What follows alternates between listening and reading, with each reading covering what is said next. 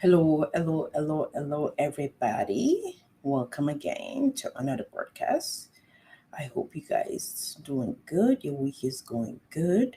Um, I hope you guys doing good. I want to give a shout out to my mentor first of all for doing an amazing job in the book, The Mountain of Ignorance, that I've been reviewing. So today, the topic I'm going to talk about is what is the role of the church against the ignorant in the society. Ignorance in the society. If you missed my broadcast yesterday, I encourage you go and check it out on my YouTube channel. It's Matilda Susan. Also on my Facebook page. Please go check it out because it's very important. You don't want to miss it. Go and listen to it and get some knowledge because knowledge is power. So, today, what is the role of the church against the ignorant in the society? So, the role of the church. The church, first of all, must begin to teach sound doctrine on the pulpit because there are not sound doctrines in the pulpit anymore.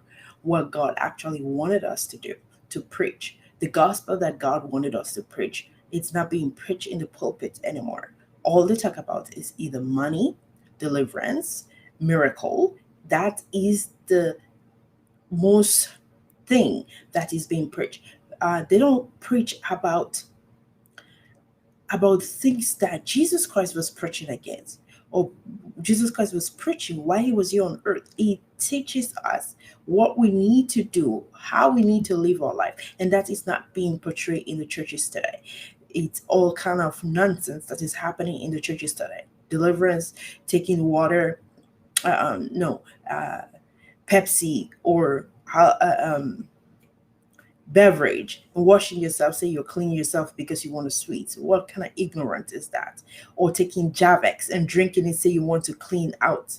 Like Javex is meant for clothes. These are the kind of ignorant that is being preached in the pulpit. And the other day I saw on the social media, a pastor was shaving women private part in the pulpit.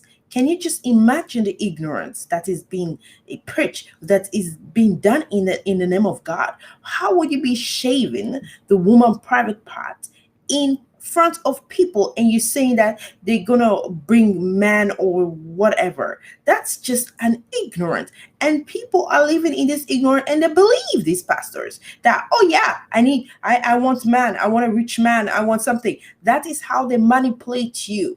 Say, oh, come and expose yourself or come and disgrace yourself. Say, oh, I want a man, so I'm going to shave my private part. So whatever man touches me, whatever, make me sweet or something.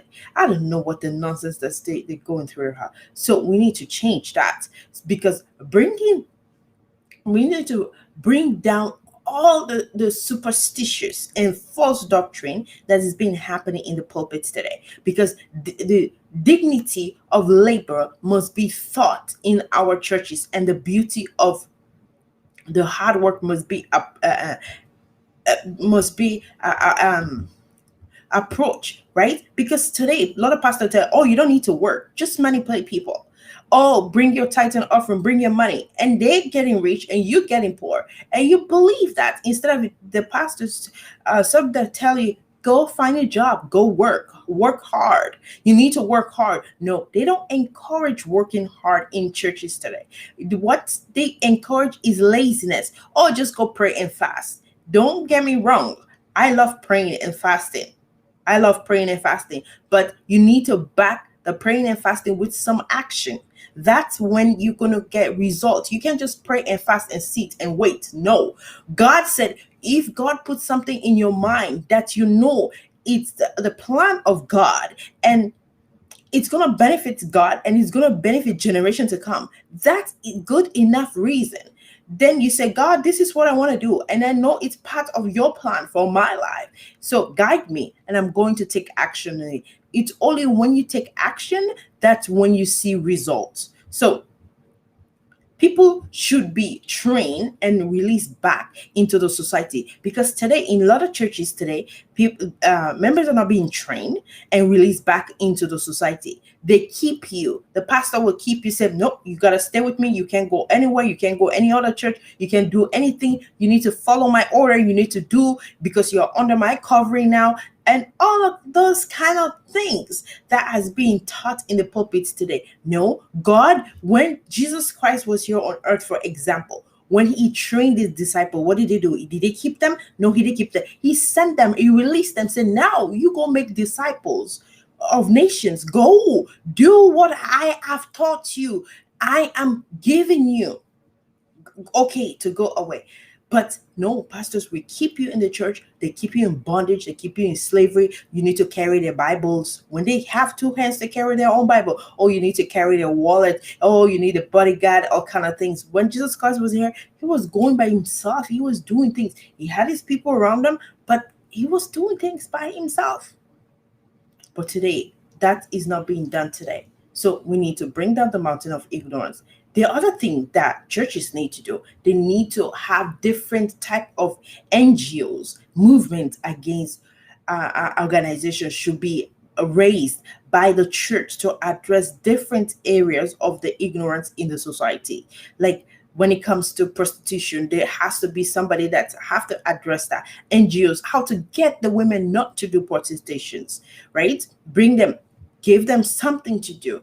When it comes to orphan people, they need to do something about that. When it comes about the single moms, when it comes to divorced people, actually divorced people, they don't even consider them, because it's like, you are on your own. But those are the people that need a lot of love. But today, church don't pay attention to divorced people. They say you're divorced, you are outcast, basically, instead of showing them love or guiding them. Oh, where did you go wrong in your relationship? What did you do wrong in your relationship? Okay, now let's fix it, so when the next man comes, you won't do the same thing. You will have a heavenly home. But they won't do it. They will just shun you, say, you're outcast. So organizations and NGOs need to, in the churches, need to get those things. How, like men, because there are a lot of men today that just donate their spam, that's it, and then the women raise the kids, and there is no good men out there. So churches need to have like a NGO or organization or movement, how to strengthen those men, how to teach the men to become a man, women how to become a woman, and children how to be a child, and how to grow up to become successful. All of these things the church need to do. But today is only money, deliverance, miracle, and all of things. And yet there are a lot of people in the churches that are going through these things that the church is not paying attention to. So the church should be involved in a major project for the society, like building educational center, educate the people, like that. Libraries that I talked about yesterday, that Africans need to start reading books and building libraries in every area, in the village, in the town, the city, wherever. There has to be a library everywhere so people can get education, because the lack of education is why we are perishing in Africa today. There are a lot of people that have degrees, they have PhDs, but still yet is not affecting, because the literacy is more than the people that are educated.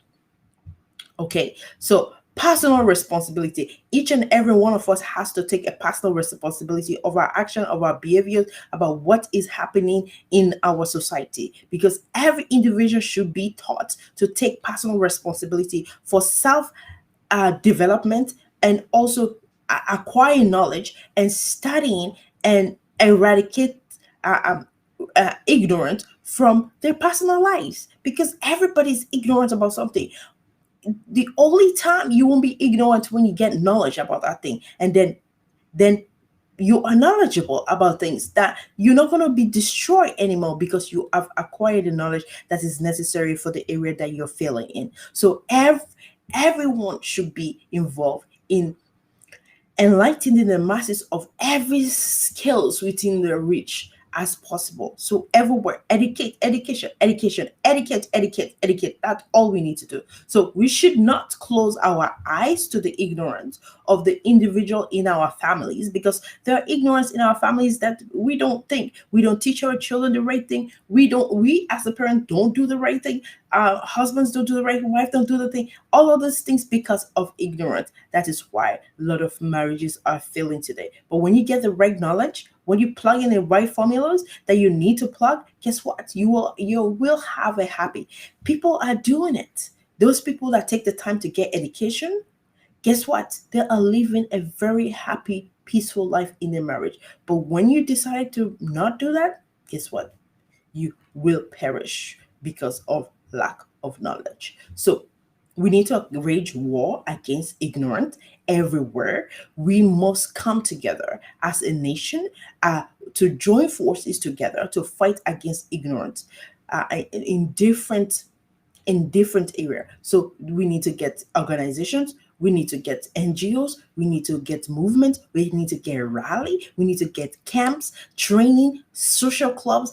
All of these things we need to get must be started so that we can raise war against ignorance. We must be true ambassadors. Christians must be true ambassadors of Christ on earth in order to be able to put an end to the plague of ignorance that is happening in our society today. So we have to seek knowledge. It's very important we seek knowledge to infuse ourselves with it so much that light cannot only comes from knowledge. So when you have knowledge, you can't when you have light in you, there is no way when there is darkness in a room and light comes, what happened? Everything exposes. You cannot help it. So that is how we need to get so much knowledge that ignorant does not have any room to exist in our continent of Africa. That is what you need to. Every area we need to build educational center. Everybody, even adults, educate them. Say, hey, let them know how to use computer. Let them know how to use the internet, how to research. So when a pastor comes and tell you something, go and do your own research. Say, okay, thank you, pastor, for giving me this information. But now I'm going to do my own research to find out the bottom, the root cause or what is really happening. Because that's what the Berean Christians were doing. The Berean Christians will go, they study, they train, and they go. They're not going to just take whatever. They go and do their own research to back up whatever the pastor say or whatever they've been heard or whatever they've been taught. That is what we need to get. As Africans, as people of the world, like everybody need to get that. So we need to eradicate darkness from every various society and setting people free from the power of ignorance. That's the war we need to raise. We need to come against. Believers must step out of the four walls of the church, because today they go to the church, that's it, they stay there. I'm just going to stay there. I'm going to stay in this house until the day God called me home. No, God said, once you have been set free, now you have to take personal responsibility to go and set other people free, just the way that you've been set free. Not to just go sit in the church and pray and fast and sing and dance and do all kind of things. No, you must step outside of the four wall of the church, because the people that need to be set free are outside of pastors need to go outside of four wall of the church, because today all the miracles that they conducted is in the church, but the miracles that really need to be done are outside of the church, that needs help. The people that need to get healed are in the hospital, not in your church. The people that are in your church, they're supposed to be already set free, and you need to train them so you can send them back outside of the four wall of the church so that they can bring more people to be trained, because that is how the Jesus is going to come. Because once we've done our mandate, we have done what God have mandated us to do, then he will come. But if we're not doing that, it's going to be a long time, and you're going to die, and the world is still not end, and then you're going to face God, say, what did you do? It's like, oh, and God is going to play you a flashback of your life, say, this is actually the life I wanted you to live. And this is actually the life that you live. And you're going to be beating yourself, say, oh, how foolish I was. Don't wait. Seek knowledge, because knowledge is power. Because it is in the growth of darkness that our light will be relevant, not in the four walls of the church, but in the society. If you want to be relevant as a pastor, you need to go outside of the four walls of the church. That is where you're going to be relevant, not in your church, not where you have 1,000 people to 5,000 people, and you're saying, take a wand and wave it. Oh, comb your hair so you can come. No, no, no, no, no. The people that need set free are outside of your church. The people that need healing are in the hospital. The people that need deliverance are in the prison. Those are the people that need help. Those are the people you need to reach out to, not the people that you already have in your congregation. No, those are not the people that you need to set free. The people that need to set free, it is there. So I'm gonna end with Isaiah chapter 60, verse 1 to 3. It says, "Arise, shine, for the light has come, and the glory of the Lord is risen upon you." Say, "For behold, the darkness shall cover the earth, and deeper darkness the people. But the Lord will arise over you." The darkness is covering the earth, but God is going to arise in you. And in you, when God arises in you, and his glory will be seen upon you. The glory of God needs to be seen upon you. Upon you. Get that? "And the Gentiles shall come to you, light and the king to brighten your arising." So the darkness is over the earth, right? But now, when the light come upon you and the glory of God come upon you, you need to be shine. So when the light shine, what happened? Darkness disappear. So that is what we need to do as a child of God, as a children of God. Wherever you go, darkness, wherever you go, where there's darkness that exists, you need to go. You need to bow down because you are light. We must arise to shine, for darkness has covered the earth. Our responsibility is to shine. We begin to shine, the darkness of ignorance will disappear from our society. You will agree with me that there is gross darkness in Africa at large. There is so much darkness in Africa. When I go there, I wept. Every time I go there, I wept because I know that is not the plan of God for our life. That is not. God wants so much better. So, but when people are living in ignorance, my heart breaks, and you wept because it's like, oh my God, what is these people doing? They don't see what they're doing. They're destroying themselves. They're destroying generations. But because of lack of knowledge, that is why these things are happening. So the darkness is the darkness is the darkness that covered us by ignorance. So it is time to step out of the face and face these challenges, these giants of ignorance. This is what we need. We need to face it. And the only way we're going to do it by getting education. So ignorance must be leveled in our society so that we must have breath of fresh air, live a happy life, fulfill life, knowledge that we must fulfill our purpose. That is what we need to be, because darkness has no power over light. You need to know that darkness has no power over light. When you walk in a dark room and you turn on the light, what happened? Light. So that is what we need to do, because darkness has no power over light. The victory is already ours. Let's go out and shine to the glory of God.